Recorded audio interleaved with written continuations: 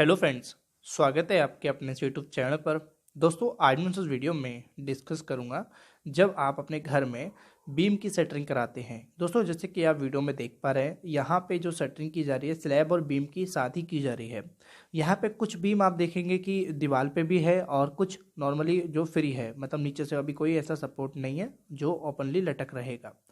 तो उस कंडीशन में दोस्तों हमें बीम की सेंटरिंग में ऐसी कौन सी ज़रूरी बातें हैं जो ध्यान रखनी चाहिए, वो बातें आज आपसे इस वीडियो में डिस्कस करने वाला हूँ। सो प्लीज़ वीडियो को पूरा एंड तक देखना ताकि आप मेरी कही बात को समझ सकें। सबसे पहले दोस्तों मैं आपको बता देता हूँ, जैसे कि हम अपने बीम की सेंटरिंग करते हैं तो सबसे पहले आपको ध्यान रखना है कि आप ये चीज़ पता कर लीजिए कि होता क्या है कि ज़रूरी नहीं कि हर किसी के घर में एक ही साइज़ के बीम हो।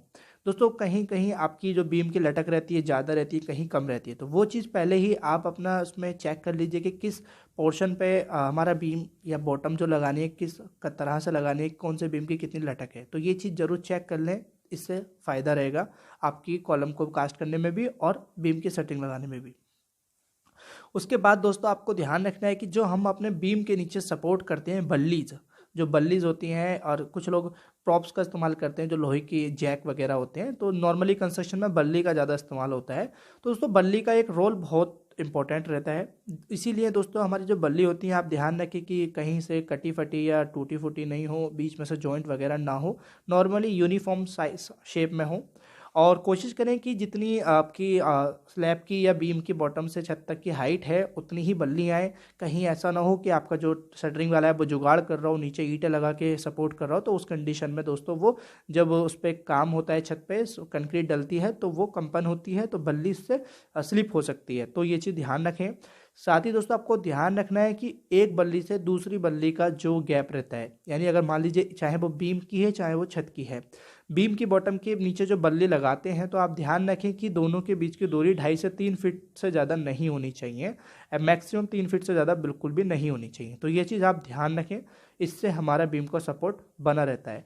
नॉर्मली होता है क्या है, जैसे मान लीजिए कि जब आप अपने किसी दीवार पे बीम दे रहे हैं तो नीचे से उसको सपोर्ट मिल जाता है, वो बीम पे दीवार पे टिका रहता है। लेकिन जो फ्री रहेगा नीचे से, उस कंडीशन में तो दोस्तों आपको बहुत ध्यान देना बल्ली का। अब मान लीजिए कि आप दीवार पे बीम दे रहे हैं, तो क्या होगा, उसमें भी आपको क्या ध्यान देना है, जो बीम दीवार पे दिया जाता है तो उसकी जो साइड होती है, हमारी जो हमारे बीम होता है उसमें जो साइड हम और पास से सपोर्ट करते हैं, चाहे वो फ्री वाला हो यानी जो नीचे सपोर्ट नहीं हो, या फिर दीवार वाला, उसका बहुत ही ज़्यादा मतलब ध्यान देना है। अक्सर होता है क्या है कि कुछ लोग उसको जो सपोर्ट करते हैं वो नॉर्मली वाइंडिंग वायर तार से ही सपोर्ट करते हैं और कील लगा देते हैं। लेकिन जब हम साइड पे अपना छत डालते हैं या बीम कास्ट करते हैं तो लेबर जो होती है मसाला वो ऊपर से डालती है, तो बीम जो साइड होती है वो बाहर फैलने की कोशिश करती है। साथ ही जब आप बाइवेटर लगाते हैं तो कंक्रीट अपनी जो भी उस पर प्रेशर आएगा वो बाहर की तरफ जाने की कोशिश करेगी कंक्रीट। तो उस कंडीशन में हमारी बीम की साइड अगर मजबूती से बंधी है तो क्या होगा, वो कहीं नहीं जाएगा। तो अगर इनकेस अगर कंक्रीट डालने के दौरान वो फेल हो जाता है या वहाँ से अपनी सपोर्ट को खो देता है तो हमारा बीम को मतलब कह सकते हैं फिर सपोर्ट करना बहुत भारी हो जाएगा हमें। तो इस कंडीशन में दोस्तों हमें ये चीज़ ध्यान रखनी होती है। तो नॉर्मली दोस्तों जो बल्लीज का बहुत ज़्यादा रोल रहता है, शटरिंग की कंडीशन रहती है और सपोर्ट का बहुत रोल रहता है। आई होप आप ये जाने हैं कि बीम की शटरिंग करते समय क्या ध्यान देना है। और दोस्तों मैंने स्लैब की शटरिंग कैसे करते हैं, क्या बातें ध्यान रखनी होती है, 5 से 6 बातें, वो मैंने डिस्कस कर रखी हैं, तो वहाँ जाके भी आप देख सकते हैं, वीडियो अपलोड है। शुक्रिया दोस्तों वीडियो देखने के लिए। Thanks for watching video. मिलते हैं अपने नेक्स्ट वीडियो में।